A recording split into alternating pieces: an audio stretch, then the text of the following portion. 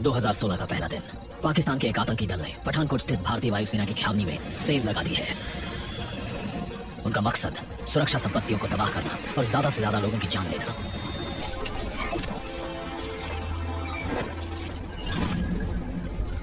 भारत के सबसे महत्वपूर्ण मिलिट्री बेसिस में से एक पठानकोट पाकिस्तान से लगी अंतर्राष्ट्रीय सीमा से सिर्फ 30 किलोमीटर की दूरी पर है। 1 जनवरी 2016 दोपहर 3:45 पठानकोट एयरबेस रेड अलर्ट पर है। खतरे की घंटियां बज रही हैं और सुरक्षा अभ्यास शुरू हो चुके हैं।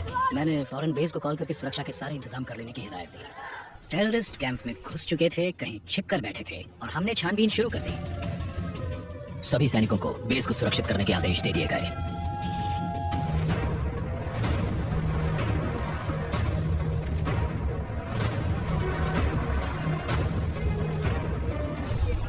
एक जनवरी 2016 रात 9:45 NSG टास्क फोर्स और गरुड़ कमांडोज पठानकोट के सुरक्षा बलों के साथ एकजुट हो गए हैं।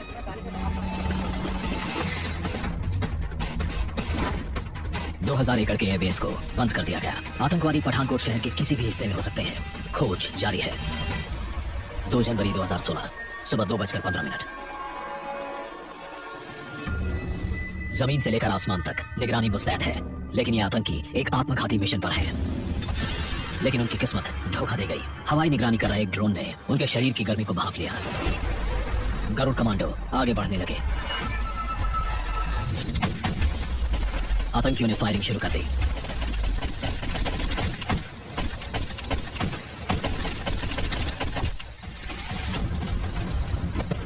दो जनवरी 2016 सुबह 4:30 अपने एक साथी को खोने के बाद बाकी आतंकी छिपने की जगह ढूंढने लगे, लेकिन NSG ठीक उनके पीछे ही है। सुबह 6 वक्त बीतता जा रहा है।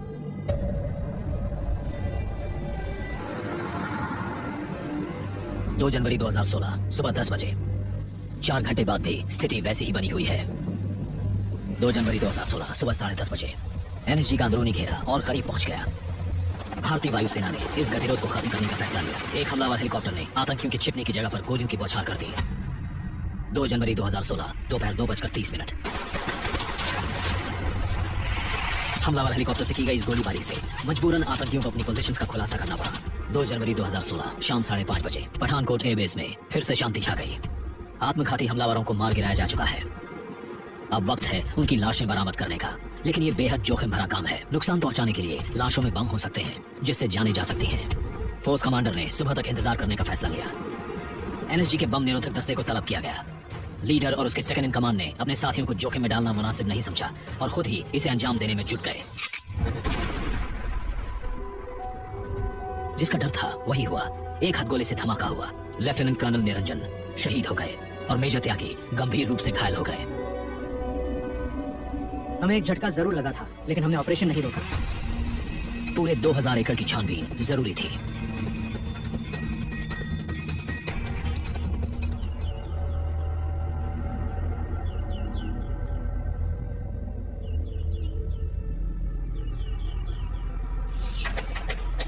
NSG ने पाया कि एक डॉर्मेट्री अंदर से बंद है। मैंने अपने दूसरे स्क्वाड्रन कमांडर को उसकी टीम के साथ मुआयना करने के लिए भेजा। दीवार के पार की स्थिति का जायजा लेने वाले उपकरण का उपयोग किया गया। गर्मी के संकेत मिले। अंदर 2 लोग मौजूद थे। वो लोग आगे बढ़ रहे थे कि अंदर से एक हथगोला फेंका गया। मेरा स्क्वाड्रन कमांडर घायल हो गया। 3-4 और लड़के घायल हो गए। मैंने अपने कमांडिंग ऑफिसर से कहा कि उन्हें अंदर ही खत्म कर देते हैं और हमने मोलोटोव कॉकटेल अंदर फेंका। 25 मिनट के अंदर पूरी बिल्डिंग आग की लपटों में थी और अंदर से जोरदार धमाकों की आवाज आने लगी। इन आतंकियों के पास हमारी संपत्ति को खत्म करने के लिए इंसेंडरीज और विस्फोटक IEDs भी थी।